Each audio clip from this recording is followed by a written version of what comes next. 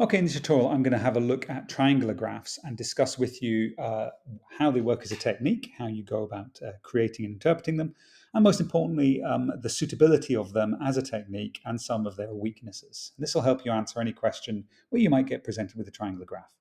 Now, the first thing to bear in mind when you think about triangular graphs, which both is important in interpreting it, but as well as in justifying why you would use it, is that it is where you have data, where you have three variables that you're trying to present on a graph. And what I mean by three variables is you've got three axes worth of data that you're trying to present. Now, the problem with a conventional graph is that you only have an x and a y axis, whereas with a triangular graph, you have three axes you can use. Now, that's the first key point about triangular graphs. The second key point about triangular graphs is that your data, generally speaking, needs to be split down into the percentages of something.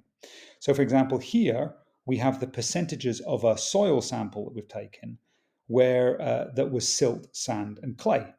And if we add up the percentage of silt to the percentage of sand and percentage of clay, we should get to 100%. Likewise, in this right-hand example, we're looking at the economy of a country and we're determining what percentage of the economy is agricultural, what percentage of people work in industries, manufacturing, and what percentage of people in that economy are working service-based jobs. And I'll come back to that as an important factor later on.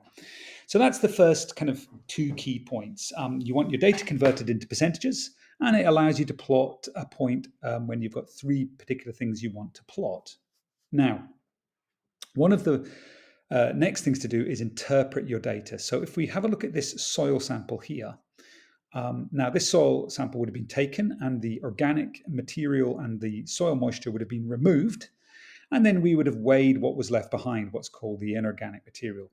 We could then divide that material into what percentage of that material is made up of tiny clay particles. These are the smallest of the particles visible in soil. Next would be the silt particles, which are larger, and then the largest of all, the sand particles. And from this sample, we can see that just under 20% of this sample was clay. Was silt. And I'm getting that from this axis here as I work my way down. I get to here, if I draw an invisible line up here, it intersects roughly at this point. So we've got roughly 18% of this sample is made of silt. If we work around our axis, we now want to find out what percentage was sand. Well, we trace an invisible line down here, and we can see that roughly 15%, if we're starting at zero, we're roughly there, is made up of sand.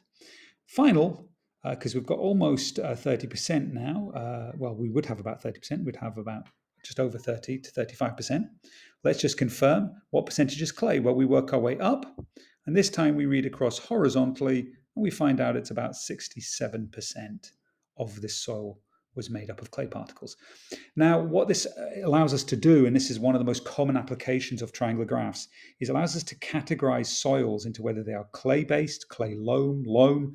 So this is prior work done by people based on the texture of the soil. And the texture of a soil is made up, it depends on how much silt, sand, and clay it's got. And if it's dominated by clay particles, it will have a very smooth clay texture. Likewise, if it's dominated by sand particles, you'll have a very sandy or loamy sand or sandy loam texture. And if you sample a whole bunch of soils, and each of these red triangles represent a soil sample, you can start to see what's dominating the soil in your area.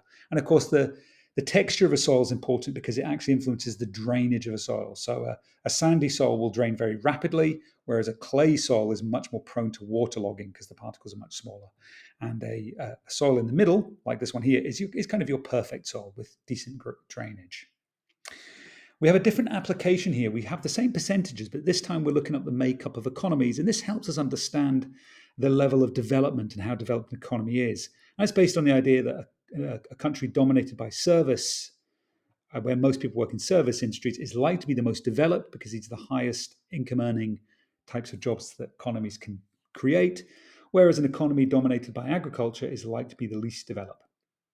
So if we break up the employment sectors into the three main groups, we can see, for example, that Myanmar has just over 90% working in agriculture. We can see, conversely, it has less than 10% working in industry. And it has, if we just follow this scale down here, about 9% working in services. So it's an economy dominated by agriculture. The flip side of that, we have down here Hong Kong. So we can see in Hong Kong that there is almost nobody working in agriculture. In reverse, the services dominate Hong Kong down here with about 64%, and so on. So that's how you use these graphs. So another strength of it, just like we have clustering over here of our soil samples, here we have clustering of economies, which are highly developed, focused around manufacturing and services. And here we have poorly developed economies focused around agriculture. Okay, so once we put a number of data points on it, we can start to see patterns emerge, and then we can explore those patterns in more detail. Probably the biggest limitation of this technique is it's very difficult to plot, and it's also very difficult for non-geographers to interpret, and it's very prone to errors being made in the plotting of data. And you can just see here some of the reasons for using the technique and some of the limitations of the technique, and which you would want to know in case you were asked about how you might want to present data. And if you've been given 3 components or variables, then triangle graph might be suitable. Likewise, if you have your data can be converted in percentages, it's also ideal. But if not, then if you don't have percentage data, then you're not really going to be able to use it.